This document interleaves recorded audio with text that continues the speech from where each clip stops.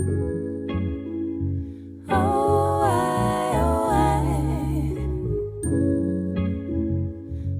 Hey everybody, welcome to Life with Ajene. I'm Ajene.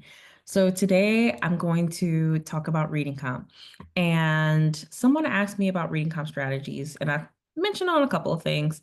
But what I realized in writing an outline for the video that I was going to do on those specific tips I mentioned was that I think I have more helpful things to say by just going through the passage. And then I can probably just do another video in which I talk more about like those big picture ideas. So what I'm going to do to be most helpful right now is I'm actually just going to run through a drill set on LawHub and give you all some answers that way. So a little bit of context before I go into this. Again, I scored a 173 on the LSAT. That's my highest testing score. Mwah, beautiful. And I did that by being able to master certain techniques and going through these passages. So I'm going to give those to you today and we'll move forward.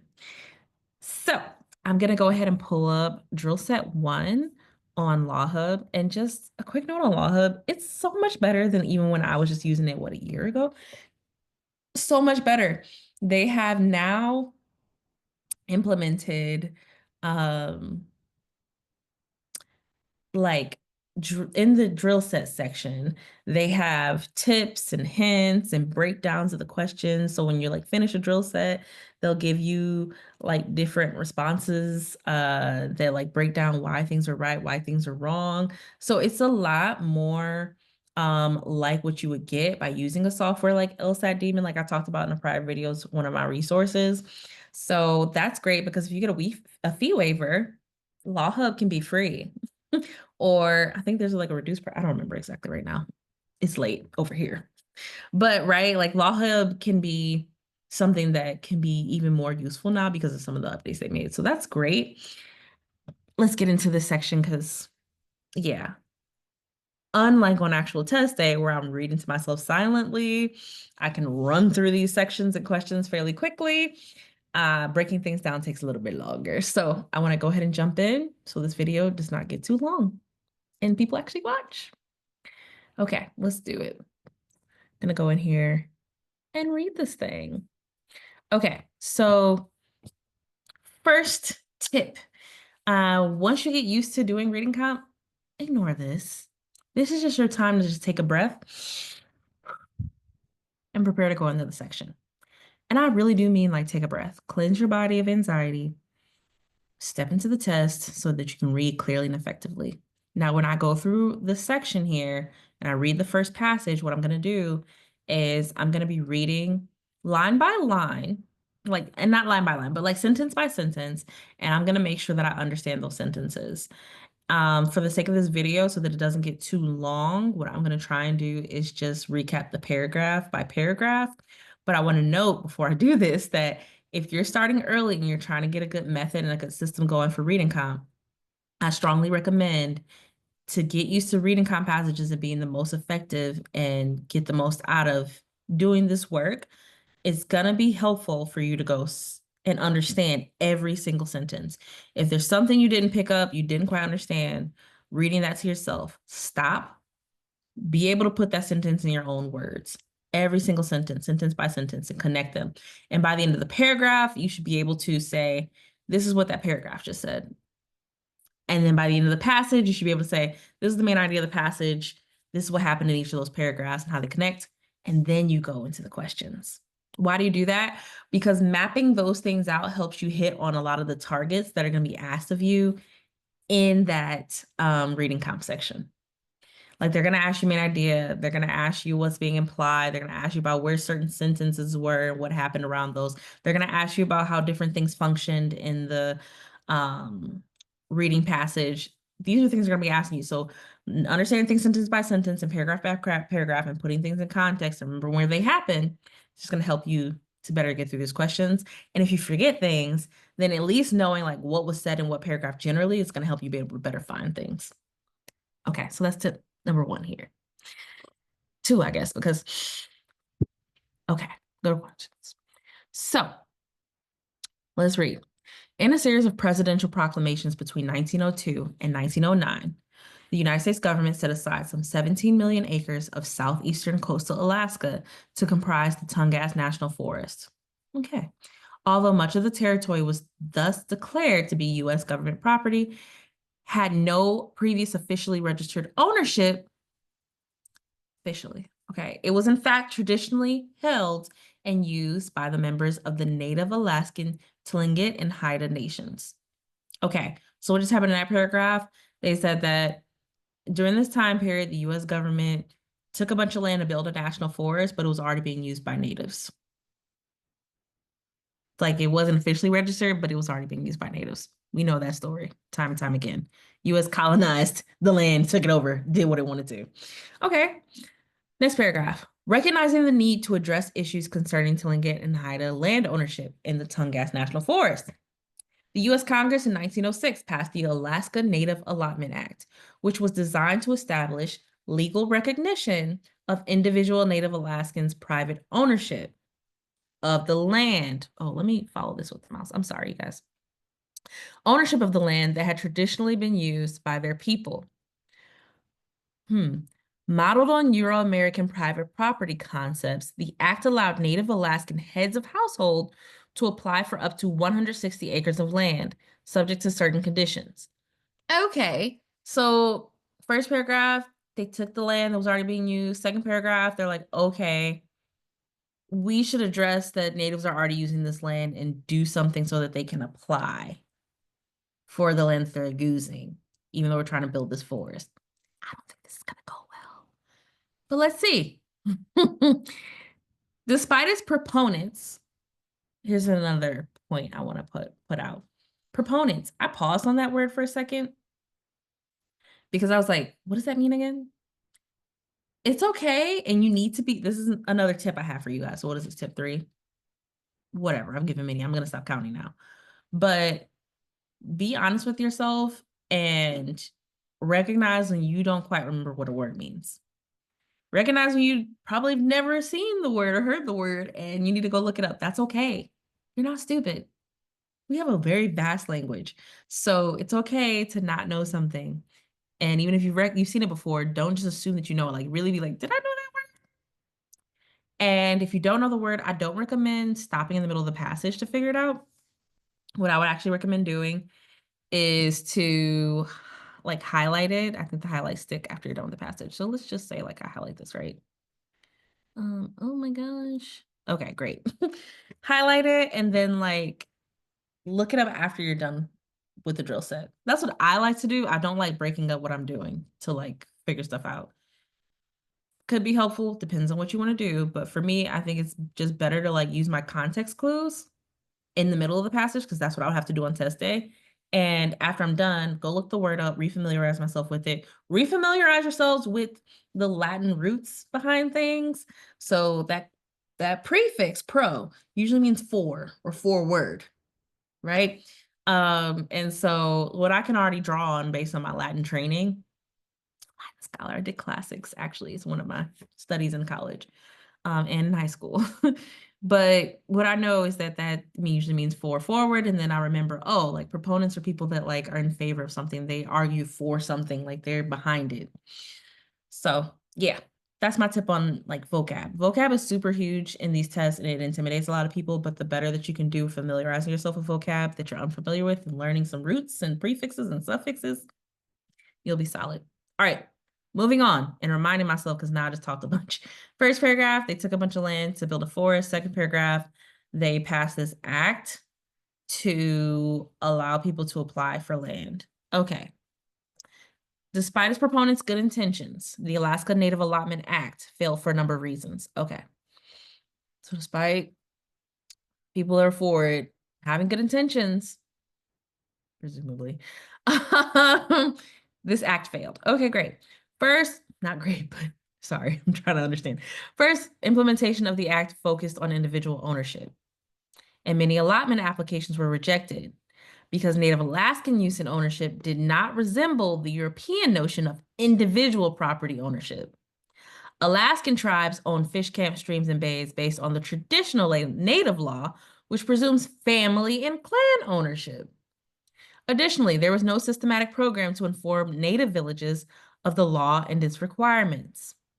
Native Alaskans' unfamiliarity with federal law combined with language barriers to make the potential benefits of the Alaska Native Allotment Act inaccessible to the majority of those to whom it applied. That was a mouthful of a sentence. I'm actually going to pause there because that was a mouthful of a sentence. I just want to recap. That sentence basically said there was no program to help natives better to understand it. Oh, that was a couple sentences. Sorry. There's no program to help natives understand this law that well. So between language barriers and like cultural differences, unfamiliar with the law, this act was essentially inaccessible to people who would benefit from using it. Okay. Finally, land was not considered eligible for allotment under the act if it was owned in a government recognized manner prior to the applicant's use of it. Since federal law held that when territory was set aside for inclusion in the Tongass National Forest, that land was thenceforth owned by the United States. Any Alaskan Native applying for an allotment within the Tongass must have personally used that land as an adult before its inclusion in the forest. Since federal law held that when territory was set aside for inclusion in the Tongass National Forest, that land was thenceforth owned by the United States.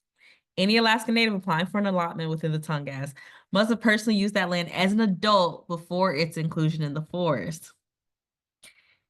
Okay, I'm gonna just break that down too because it's a little complex, but basically what they're saying there is that if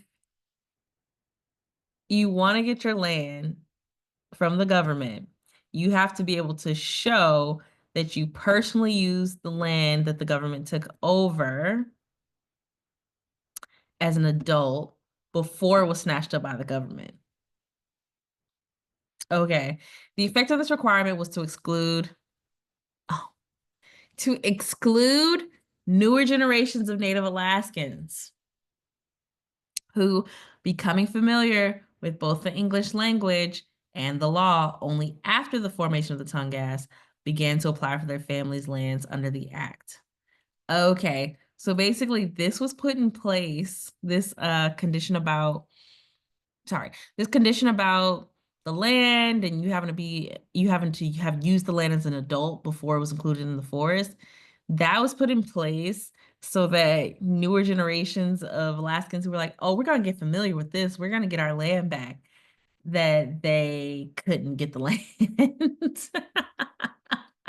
Too late. You weren't an adult before it was used.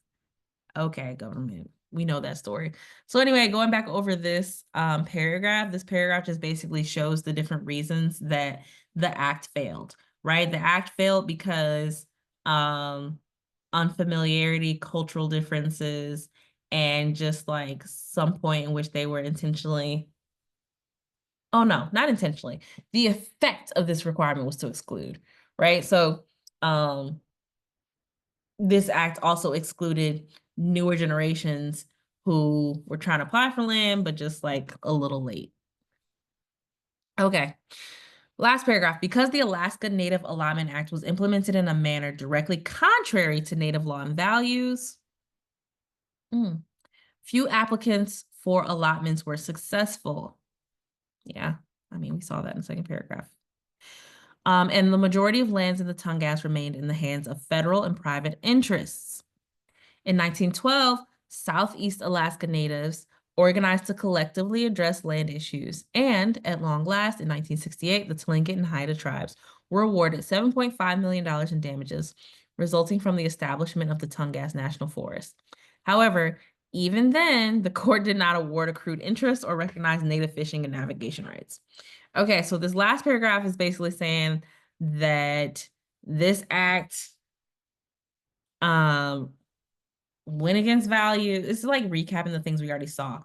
It was just culturally had different value systems.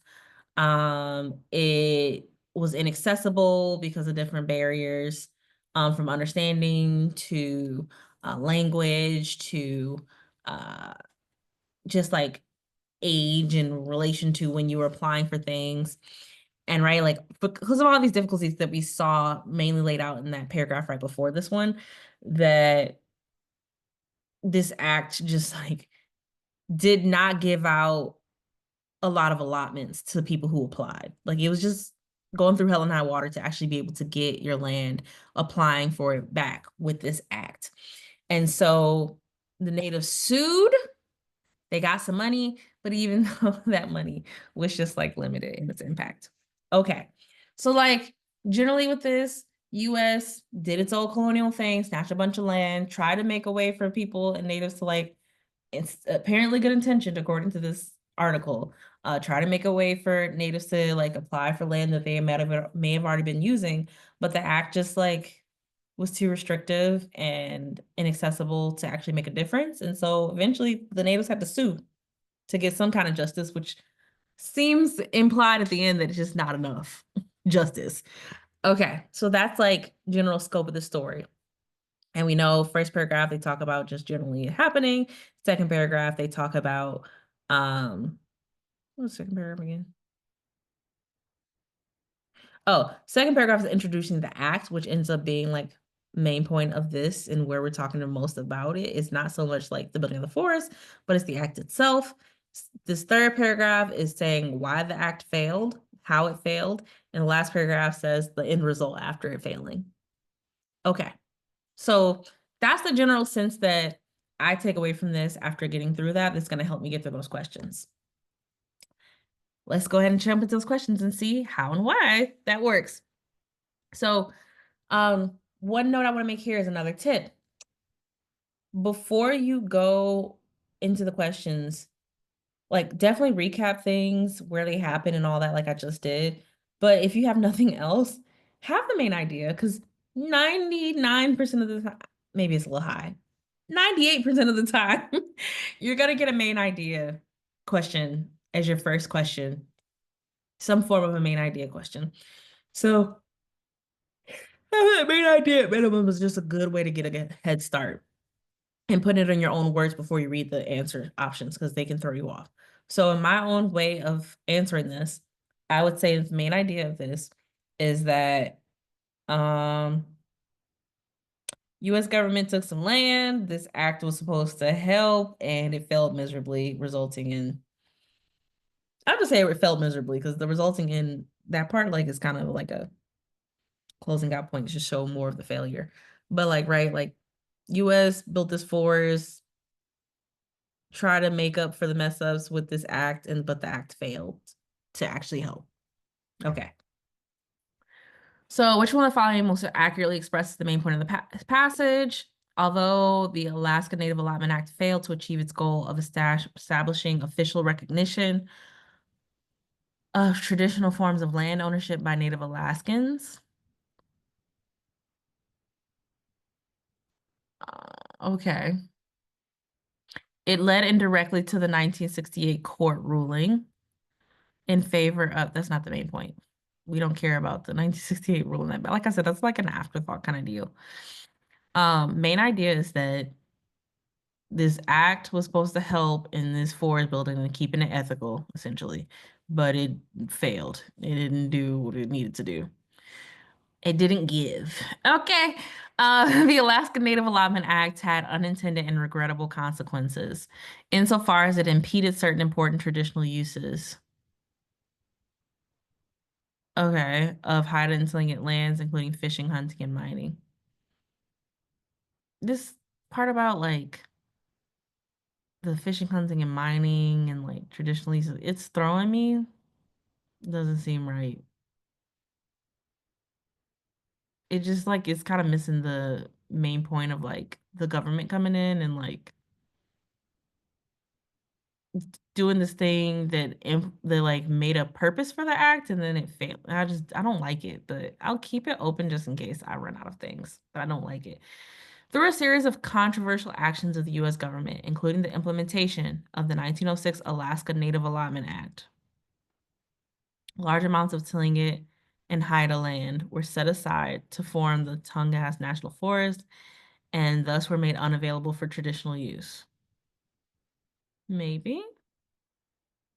I don't like the part where they say that The implementation of the act made land unavailable. I get where it's coming from though, so I don't know. I'm hesitating, but I don't like it all the way, but I like it. It's definitely better than this one, so I'm just gonna go ahead and get rid of that. Again, remember where I came from. My main point was saying that um government was building the forest, they implemented this act, and the act failed miserably. This like draws attention on some other, like, what are the other controversial actions other than the act? Right? Like, this doesn't really capture, it's throwing me off. It's not the best. The Alaska Native Allotment Act failed because it was predicated on the mistaken presumption that Native Alaskan concepts of property ownership were consistent with, no, not the main idea. The Alaskan Native Allotment Act was not effective in providing a way for Native Alaskans to establish legal ownership of lands.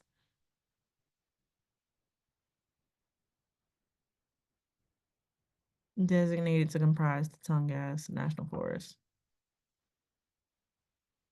The act was not effective in providing. Yeah, sounds like what I was saying actually.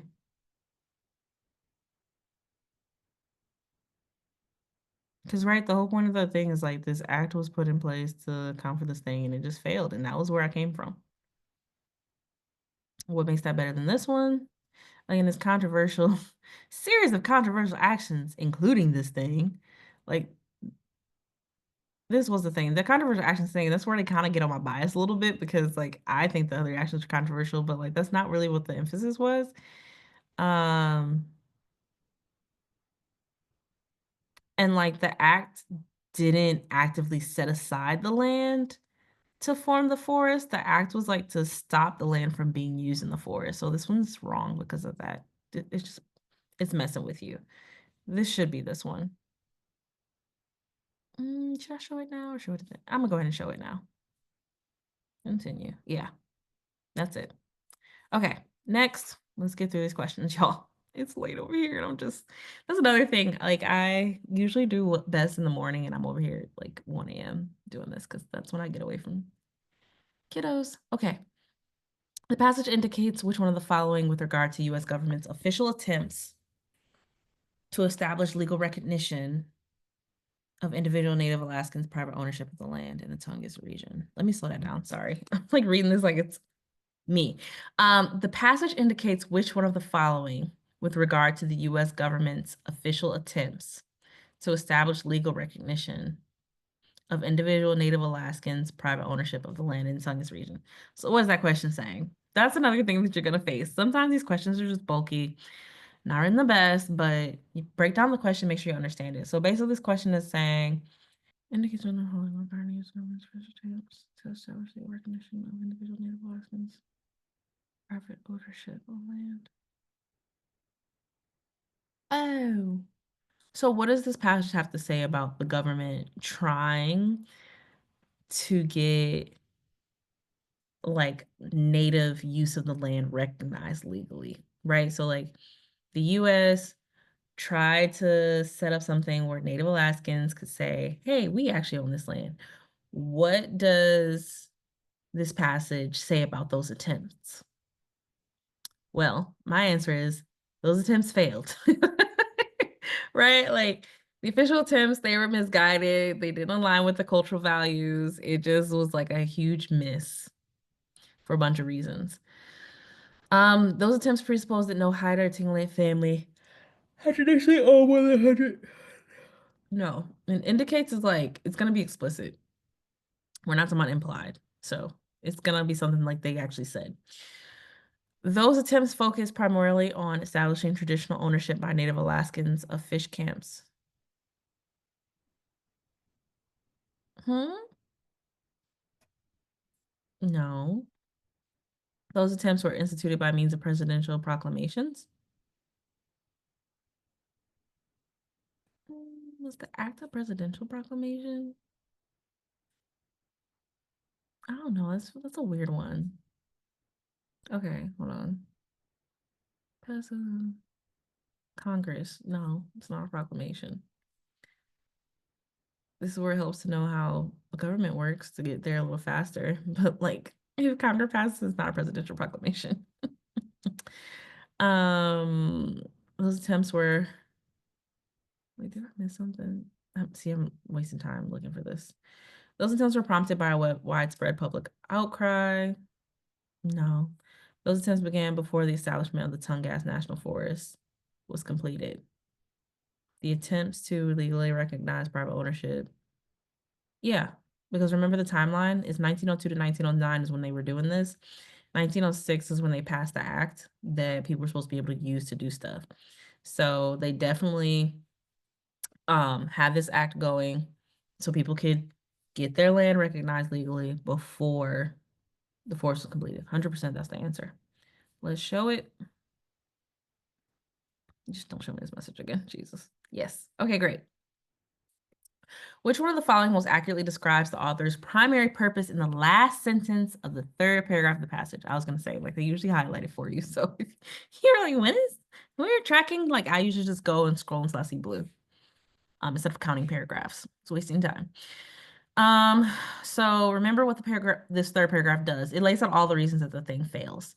So that's going to help me, like, remember things. And then this last paragraph, this last sentence that they're referring to says, effectiveness requirement. Oh, this is when they talk about how they have that thing about like you having to be an adult and like personally use the land as an adult before the US government took it and started using it and owned it or whatever. But that meant that the newer generations were like SOL because they only applied as they're just becoming familiar with things. So the primary purpose of that sentence, right? The purpose of that sentence is to, it does a few things, but I would say like the primary purpose is probably just to lay out um, another reason how the act fails. It might be, yeah, I'm not gonna do too much guessing here. I kind of like understand in my mind that this is something that is being used as an elaboration on another failure point, right? Like there's a bunch of failure points listed out here, and this is to show the effect of one of those points of failure. It literally says the effect of this requirement. So let's see if that comes up in a sense. To argue that unintended negative consequences can sometimes result from attempts to carry out good intentions. Not really. That's not really what's being said like in general in this last point. The general is last point that right, it says finally, this is really where it starts, this whole section. Land was not considered eligible for allotment under the act if it was owned in a government recognized manner prior to the applicant's use of it. And since this da la la la, the effect was da la la la, and it wasn't great, right? So like, yeah, it's not like focusing on a good consequence kind of thing, or like it's not focusing on the good intention thing. It's more so focused on like, yeah, this thing, this way that this act was framed sucked. And here's the results of that. So I don't think so. To provide evidence that many intended beneficiaries of the 1968 court decision did not in fact benefit from it. We're not even talking about that right there. We're talking about that in the last paragraph. To offer an example of Native Alaskan laws and values that were not considered in the Alaska Native, no. To describe a consequence of what the author considers to be a significant flaw in the implementation of the Alaska Native Allotment Act. A consequence of what the author considers to be a significant flaw. Yeah, that's it. Remember, I said that this was like the effect, the impact of this sucky piece of this act. Yeah. Demonstrate the Alaska Native Allotment had a long-term impact on the U.S. government's claims to ownership of lands in Southeast Alaska. Just no. Should I answer? Yeah. Okay. Next. The passage most strongly suggests that its author holds which one of the following views regarding the court's $7.5 million award of damages to the Tlingit and Haida tribes. Passage most strongly suggests that its author holds which one of the following views regarding the court's $7.5 million award. Author holds that view. about the award of damages to the singer. Oh, okay. So remember what I said at the end, like the author was like, yeah, that's cool, but like it didn't include interest. It's not good enough. That's essentially what the author's saying. It's not good enough. They should have got interest and they should have got like fishing and navigation rights, but they didn't. So it's not good enough. Okay. The award was less than the total amount of monetary compensation the court should have awarded to the boom. 100% that's it. But I'm gonna read the other ones just for the sake of going through it and if that's helpful for you all. The court's action was laudable. No, just no. That's me knowing what laudable means. Laudable means like praiseworthy. Think of applause, right? Like it's something that's praiseworthy. But say you don't understand that word. Okay, let's keep going for context. And that it signaled a long overdue renunciation of the U.S. government's claim to own the tongue. No, it just didn't do none of that. None of that's working. None of that's working. That's not what this did. Just cut it. In conjunction with the restoration of Native Alaskans' fishing and navigation rights, the award formed part of a satisfactory settlement. In conjunction with the restoration of Native Alaskans. They didn't do that. They literally said like they didn't get the fishing and navigation rights. No. The court's decision set an important legal precedent.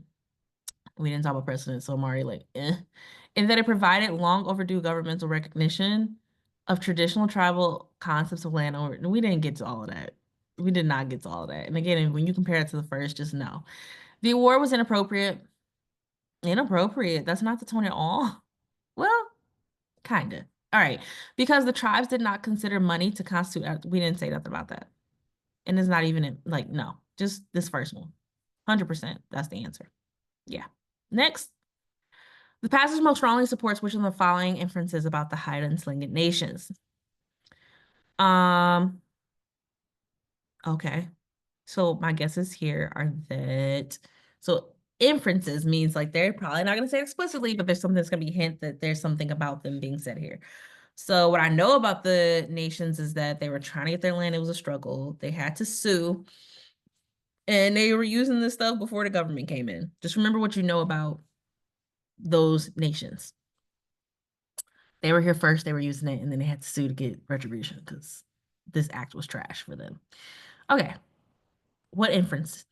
They left the Tongass region in the early 20th century and settled primarily in other parts of America. So another thing about these is like you might have to go and like find specific sentences to like put things in context. But if it seems totally outrageous or like just wasn't talked about, you can throw it. For this one, they left the Tongass region in the early 20th century and settled primarily in other. We just did not talk anything about that. I feel safe to cutting that out, not even looking for it. Prior to the 1968 court decision, they were offered and they refused various forms of no, that's not no. It seemed like they had to go out of their way to get the compensation. Didn't seem like they were offered and they refused. And if anything, that would compromise their case more likely than not. But I'm not even going there. Just nah, that's not an inference I would feel safe drawing. Prior to the 1968 court decision, they were adamantly opposed to any form of monetary. So, bye-bye. Doubt it. That was not it. No. The passage doesn't support that inference. They traditionally considered the tribe as a whole rather than any individual or family to be the owner of the land they occupy. Yeah. Yeah. I'll get to that in a second. I'm gonna just knock this one out because I feel like it's gonna be easy to do. They preserved for many years in their quest. They persevered, excuse me, for many years in their quest to have their land rights duly recognized. For many years in their quest to have their land rights duly recognized. 1912 to 1968. Land rights? No. Oh, maybe I should have emphasized this, but it's fine. I'm where I'm at. So I'm gonna say this is not the answer, and it's this one because, first and foremost, 1906 is when they passed the act. 1909 is when the government stops the forest. 1912 they collect to sue. And then it's not until 1968 that they get an award. So, like, in some sense, you might say that, like, between 1912 and 1968, that's a long time to even say at long last. they get damages. But like they didn't actually get their land rights recognized. And in fact, like that's further emphasized about like they didn't get any fishing and navigation rights even. So, right, like they persevered a long time, but ultimately it was for money. And like, what did they sue for? Does it say? Um, to collectively address land issues. Didn't really talk about land rights. And they ended up with damages. So I would just say, like, because of that, no. And especially when you compare it to this one, which is just more so talked about, right? They traditionally consider the tribe as a whole rather than any individual or family to be the owner of the land they occupied. Because we talked about the distinction between European ownership and native ownership concepts and why that misaligned in relation to this act. That's what we're talking about, right? It says, um, Native Alaskan use of ownership did not resemble European notion of individual property ownership. Individual. Alaskan tribes owned fish camps, streams, and bays based on traditional native law, which presumes family and clan ownership. So here they talk about fish camps, streams, and bays, which is probably why we're gonna have to draw an inference because, um, right, they don't say like the land they occupied as a whole, right? They only give these like specific examples, but you can infer safely there more than any of those other things that, all right, that's likely also in alignment with just like land ownership in general. Okay. I forgot to show the answer to this one. And of course, the one that I forget to click on to do the answer, I got wrong. So I just want to insert a little pause here to just go over the fact that, nope, this one was wrong and explain why. So let me just do that really quick. Yeah, it's just wild. I went to edit it and I was like, where was the answer? Didn't actually show it. I was like, no, not you got it wrong, girl. So yeah, got it wrong. That happens. You can still get to 170 plus and get one wrong occasionally. That's totally fine. And like I said, I want to show you all the process and like me doing this actually. So not ashamed of that. This time went up because I had this right in the back as I was editing. It's late again. I'm so sorry. I'm gonna try to start. That's another thing. Like you make more of these mistakes when you're not at your like prime time too. If I was doing this in the mornings, I think this would be just a lot different than doing it in the evening. But here we are. Anyway, um, let's talk about it.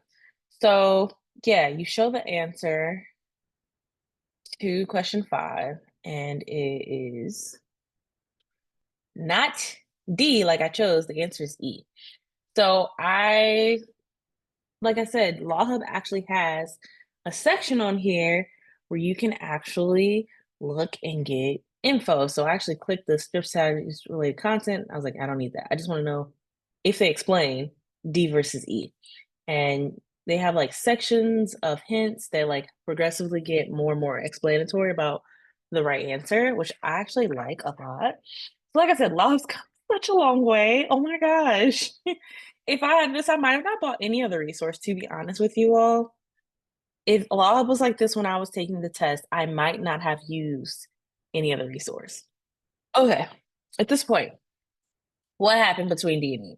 So right here, 3 out of 4 and 4 out of 4, they explain the answer is E for the last one, and they explain what's wrong with all the other ones. Amazing. So we already knew about ABC. D and E was what we were actually struggling with. And then D sounds good at first. So I actually made me feel a little bit better. So I was like, excuse me? Should be right.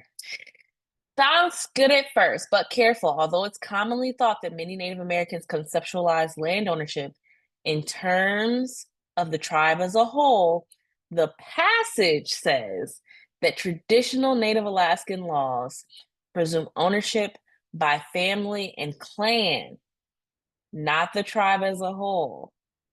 And at first I was like, oh my gosh, that's such like petty language to like be stuck on. But when you look at it again, they traditionally consider the tribe as a whole, rather than any individual or family, to be the owner of the land they occupied. It just is not accurate to what we talked about. What we talked about was that ownership, like they said in the passage, and like they said down here in the answer hint, ownership was between family and clan. So to talk about the tribe as a whole, like some people might, out of not knowing about like tribe versus clan distinction, which I think is part of my gap in knowledge, to be honest with you, might just like assume tribe equals clan. So, but even with giving grace there, there's still a piece here that's wrong, right? Where they say rather than any individual or family, but they literally say family and clan ownership, right? So even this part here is wrong because family is one of the pieces of ownership, right? And then also when you compare family to tribe as a whole, that should also raise a question and a flag. Would I've caught that better in the morning? I don't know. Maybe, maybe not. It's okay to get a few questions wrong though. You can still get well high into the 170s with a few questions wrong. So just know that. But it's still important to understand why you got the right answer right, why you got the wrong answer wrong, why the right answer was right, why the wrong answer was wrong. So we figured out why this wrong answer is wrong. What makes E right?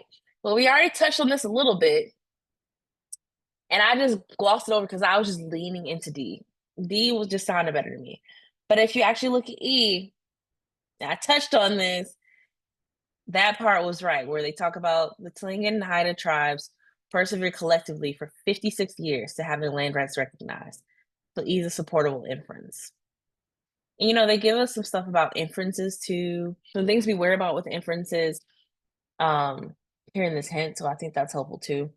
And it gets like videos on like passage overviews of other passages. And this is great. This is so much better than what I had, you all. Okay, I'm gonna stop talking about that now. Maybe I'll just do another video on that. But yeah,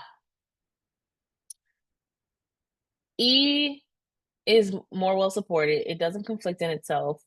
And at the end of the day, like we talked about, yeah, I mean, they sued in 1912 and it took them until 1968 to actually get the award.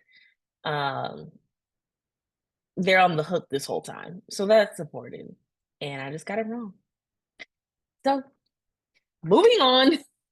Next question. Next. Oh, I better hurry up. My laptop's about to go to sleep. All right. The passage suggests that which one of the following applications for government recognition of land ownership under the Alaska Native Allotment Act would most likely have been approved?